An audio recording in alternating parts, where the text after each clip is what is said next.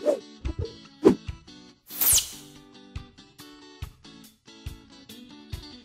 I'm Shalene. As a mom and a registered dietitian, I love to throw a roast in the oven or in the slow cooker. It's a great way to bring a healthy and hearty meal to the table. And today I'm here with Chef Dave, our beloved beef expert, to answer some of our most common roasting questions that we get from our beefitswhatsfordinner.com community.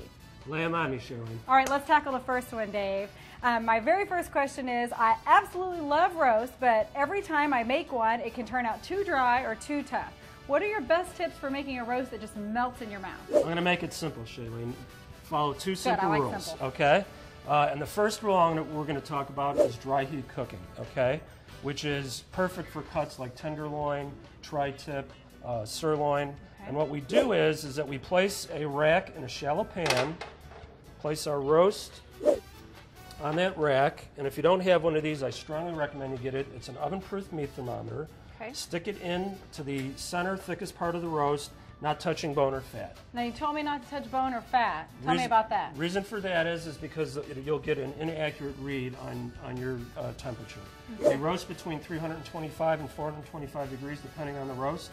You visit beefitswhatsfordinner.com. We have all our roasting guidelines on there for you. So you just do it like that? You don't add anything to it? No water, because if we add water or we cover it, we're changing the cooking method to a steaming or a wet, moist heat cooking method, which I think we're going to talk about next. Yeah, let's talk about that.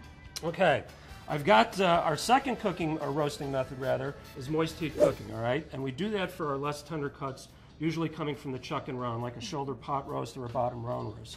Our first step is to add a little oil to the pan and brown our ground beef, which you can see brown our beef, which we've already done.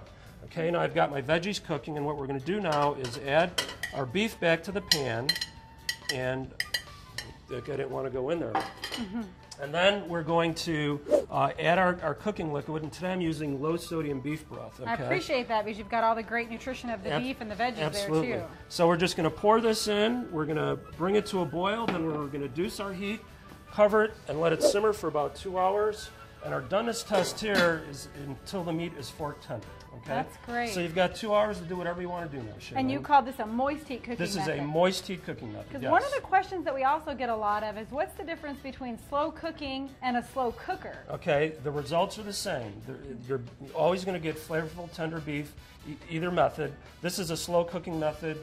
That is a slow cooker, the device. And I certainly recognize it because it's something that is always out on the countertop in my house. But one of the things that I struggle with is I tend to always do the same thing. A roast, some carrots, potatoes, and mushrooms. Can you give me some ideas for how we might jazz it up in the house? Well, my simple philosophy is if whatever you're doing in that slow cooker puts smiles on your family's faces and they love it, and they love it, then stay what you're doing. But there are some ways we can get some more flavor in there right at the end. For example, when you come home from work, you can add a little bit of fresh broccolini or broccoli slaw, some peas, baby carrots. Just a good way to kind of jazz the meal up. Get some more veggies in there for the kids. I like that. More flavor and more nutrition. Or go with maybe a Mexican twist or an Asian twist by adding a little soy or some salsa, that kind of thing. Boy, those are some great tips for getting the most of the roast. Do you have some other tips for us as well? I sure do. For all to know, before you go, visit beefitswhatsfordinner.com.